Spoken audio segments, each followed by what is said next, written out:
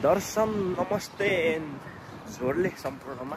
So स्वागत छ आजको यो भिडियोमा, नयाँ ब्लगमा।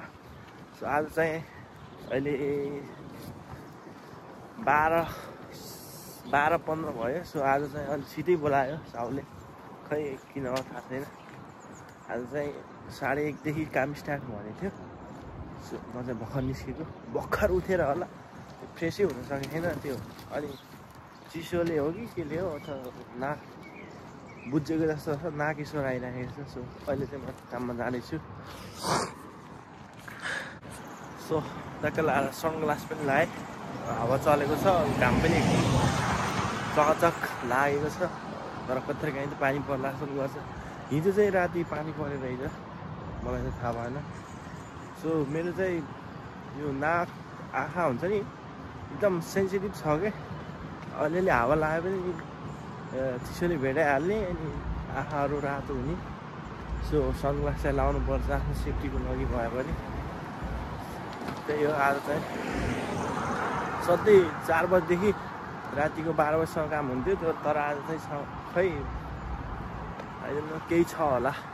त्यही भएर साउले चाहिँ 1:30 देखि नै काममा आइज भनेर म्यासेज गर्दैछु सबैजनालाई।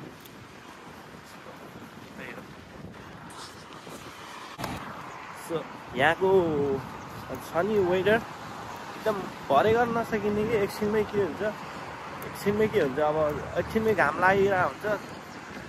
अब गर्मी हुन्छ भनेर जगेत नलाएर हिँड्यो, बाहिर निस्किँदा एकछिनपछि नै फेरि हावा चल्न, पानी पर्न स्टार्ट भइदिन्छ। राति क्लियर हुन्छ मौसम, बट दिउँसो पानी परिदिन्छ। बुझ्नै सकिन्न यहाँको वेदर चाहिँ। यहाँको वेदर चाहिँ एकदम चलायमान छ, एकछिनमै परिवर्तन हुन्छ। त्यही हो, अहिले यो ठाउँमा झन् स्पेसल्ली यो ठाउँमा एकदम हावा चल्छ कि, रात दिन जहिलेसुकै हावा चल्छ कि। यो ठाउँमा चाहिँ जहिले हावा चले हुन्छ यार। यो ठाउँमा वाक्क लाग्छ घरिघरि त।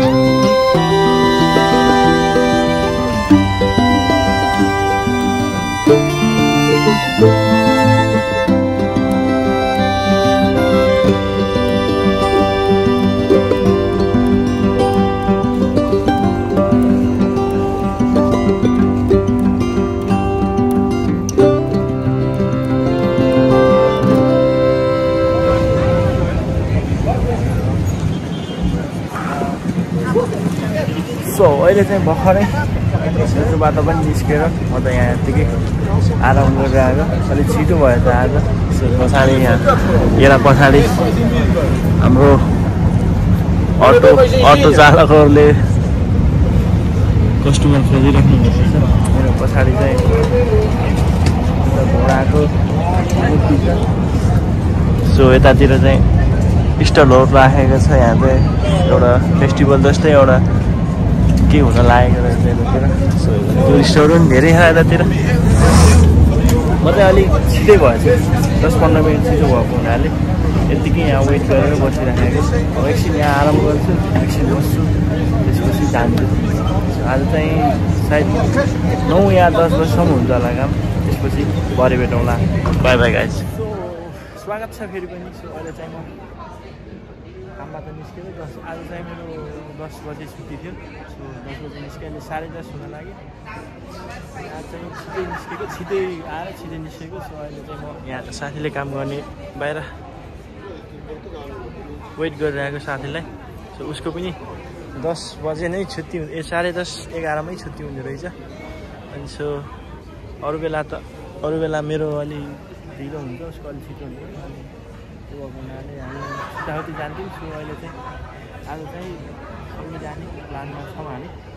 सो अहिले उसले चाहिँ भित्र क्लोजिङ गर्दैछ। आज फ्राइडे विकेन्ड पनि होला, लास्टै बिजी छ सायद रेस्टुरेन्टहरू। यतातिर पनि हल्ला हल्ला गरिरहन् मान्छेहरू। सो उसको चाहिँ यो ढोका बन्द गरेर क्लोजिङ गर्दैछ अरे। सो यतातिर पनि भर्खर बन्द गर्दैछ। यति बेला चाहिँ क्लोजिङको टाइम हो, सबैतिर रेस्टुरेन्टहरू भर्खर काम भएको भइगर्छ। मैले नि मारेर आएको हाने देखको देख गरेर आएको भर्खर। सो उता पनि बिजी नै छ, उतातिर पनि। यो चाहिँ यो रेस्टुरेन्ट लाइन सबैतिर यहाँदेखि माथिसम्म रेस्टुरेन्ट छ। सबै रेस्टुरेन्ट मार्केटहरू छ, प्राय मेनली त रेस्टुरेन्टहरू छ धेरै लाइनमा। रियल कासादु पास्टेल भन्ने रहेछ रेस्टुरेन्टको नाम चाहिँ।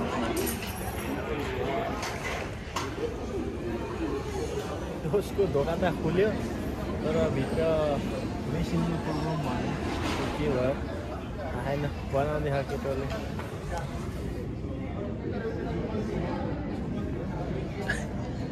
मेसिनमा लगभग प्रब्लम भयो। के प्रब्लम भएको र?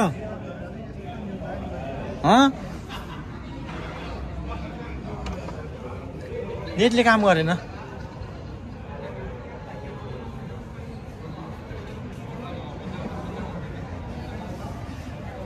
मेसिन चाहिँ बिग्रियो अरे साथीको चाहिँ।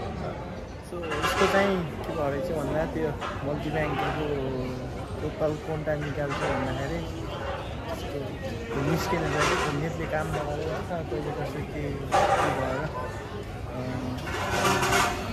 कहिले कसो त्यो समस्या हुन्छ। टोटल काउन्टिङ गर्ने बेलामा त्यो कहिले कसो प्रब्लम हुन्छ। उसको चाहिँ त्यो लास्टमा निस्किनु पर्ने पेपर चाहिँ निस्किन अलिक गाह्रो गरिरहेछ यसको त्यो मेसिनबाट। ट्राई गर्दैछ, हेरौँ कति बेला समाधान ननिस्कियो। सो अहिले चाहिँ यतातिरको क्लोज भइसक्यो, बत्तीहरू निभाइसक्यो। अलमोस्ट हाफ आवर हुन लागिसक्यो म आएको। बट उसको त्यो मेसिनबाट त्यो टोटल पेपर निस्केको छैन। सो त्यो पेपर चाहिँ कस्तो हुन्छ भने दिनभरि सेल कति भयो भनेर त्यो सेल भएको पेपर निस्किनु पर्ने खासमा। सो त्यो पेपर चाहिँ उसको निस्किन एकदम गाह्रो गरिराखेको छ। सायद नेटको प्रब्लम हुन्छ, कहिले कहिले त्यो मेसिनले पनि काम गर्दैन। It happen sometime. रेस्टुरेन्टमा काम गरेपछि त्यो त्यति हुन्छ कहिले कसो। अहिले चाहिँ म रुममा आइसकेँ फाइनली आफ्टर लङ टाइम। को वेटिङ पछि साथीको नि त्यो पेपर निस्कियो र हामी चाहिँ एकदम ढिला भइसकेको थियो अनि हतार हतार आइसक्यौँ। सो ऊ चाहिँ आफ्नो रुममा गयो, म चाहिँ आफ्नो रुममा आएँ। अहिले चाहिँ आएर म फ्रेस भएर बेडमा पल्टेको। सो अब यो भिडियोलाई चाहिँ आजको भिडियोलाई चाहिँ यतितिर व्यवस्था गर्नुपर्ने हुन्छ। Thank you very much for watching. So एकदम धेरै सपोर्टको आवश्यकता छ मलाई। सबैजनाले सब्सक्राइब गरिदिनु होला, सपोर्ट गरिदिनु होला। See you guys, bye by.